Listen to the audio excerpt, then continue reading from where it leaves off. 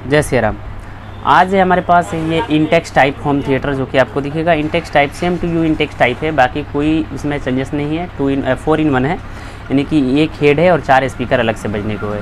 First बात तो ये मैं बताऊं कि ये आई है 3 मैकेनिक के पास से ऑलरेडी घूम करके हमारे पास, ये नहीं कि हमारे पास चौथे मैकेनिक के तौर पर हमारे पास आई है।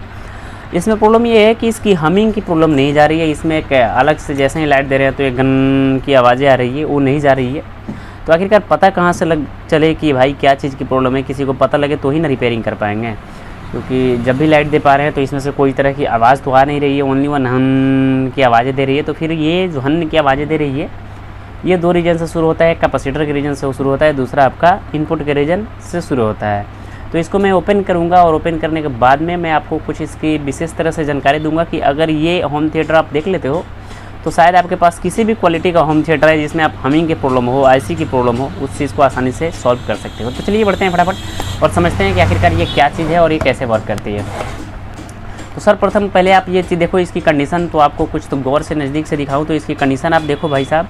मैकेनिक ने कुछ एक्स्ट्रा दिमाग लगा रखे, अब मैकेनिक लगाए हो या घर वाले लगाए हो, जो भी हो, लेकिन कुछ एक्स्ट्रा टाइप दिमाग लगा रखे हैं। लेकिन जो भी लगाए हैं बेटर दिमाग लगाए हैं, जिसके कारण से इसमें से लीकेज निकल करके बाहर हमारी नहीं जाएगी। यानी कि सबसे इंपॉर्टेंट होती है होम थिएटर की बेस बाहर नहीं जाना। बेस अगर बाहर जाती है तो फिर आपकी होम थिएटर में उतनी मज़ा नहीं आएगी जितना आपका एक्चुअल में होना चाहिए था। तो हम इसको अब बचाते हुए ओपन करते हैं, उसके बाद में हम आगे बढ़ते हैं कि आखिरकार इसमें प्रॉब्लम क्या चीज़ निकल के सामने आती है। तो मेरे भाई जैसे आपने देखा कि इसकी मैंने नट को ओपन किया है, तो सर्वप्रथम थोड़ी सी प्रॉब्लम को सुन ली जाए तो ज़्यादा बेटर होता है कि आखिरकार इसमें प्रॉब्लम कैसी उत्पन्न हुई है। तो हम सप्लाई दी है, अभी देखो सप्लाई तो दी है। अभी हमारी मशीन ये आ चुकी है ऑन मोड में। ये देखो आप, थोड़े से आगे करते हैं हम।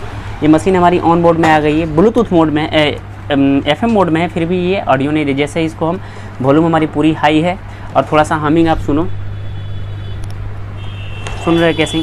अब जैसे इसकी मोड अगर हम चेंज करते हैं मोड, तो इसको एक आवाज़ देनी चाहिए। जो इसको जैसे ऑक्स मोड में गया तो आवाज़ देनी चाहिए, ब्लूटूथ मोड में गया तो आवाज़ देनी चाहिए, FM मोड में गया तो आवाज़ देनी चाहिए।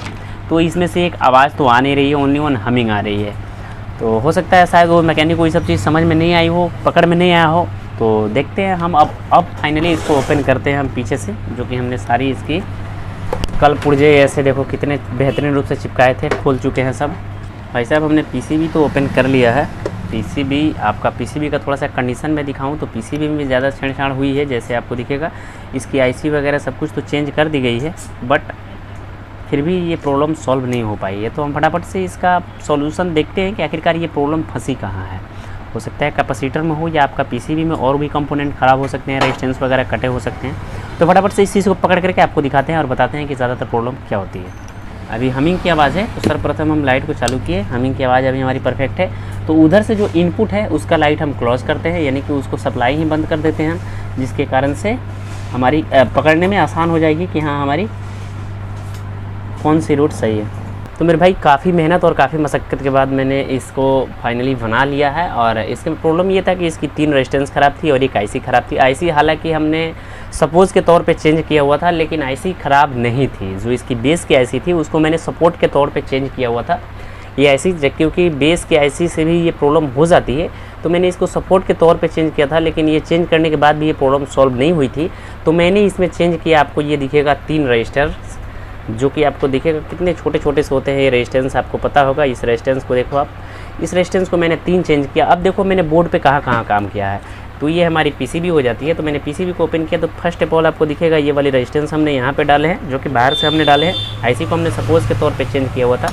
दूसरा चीज़ मैं कि बताऊँ कि हमने ये रेजिस्टेंस चेंज किया है और एक ये रेजिस्टेंस चेंज किया है, यानी कि 3 रेजिस्टेंस हमने चेंज किए हैं ऑलरेडी, जो कि इस बेस IC को पावर देता है। इस रजिस्टर का काम होता है, यहाँ देखो प्लस से होकर के, मैंने प्लस से होकर के पावर लेकर के जा रही है बेस को, जो कि इसमें से नहीं आ रही थी। यानी कि पावर IC को, बेस IC को पावर नहीं मिल रहा था, जिसके कारण से हमारी बेस काम नहीं कर रहा था। तो अब मैं आपको इसकी बेस की टेस्टिंग करा देता हूँ कि आखिरकार बेस की टेस्टिंग पहले कैसी थी अभी कैसी है। तो हमने इसकी स्विच ऑन की है, अब आपको सुनाई देगा ब्लूटूथ मोड, जो कि पहले नहीं आ रही थी, जो कि पहले एक गनगनाहट की आवाज़ें आ रही थी, लेकिन ये कोई भी कारनामा इसका मतलब कहावटें नहीं होती थी। तो मैं आशा करता हूँ कि जानकारी अच्छे से समझ में आ चुकी होगी, क्योंकि देखिए ज़्यादातर प्रॉब्लम आपकी रजिस्टर्स की होती है।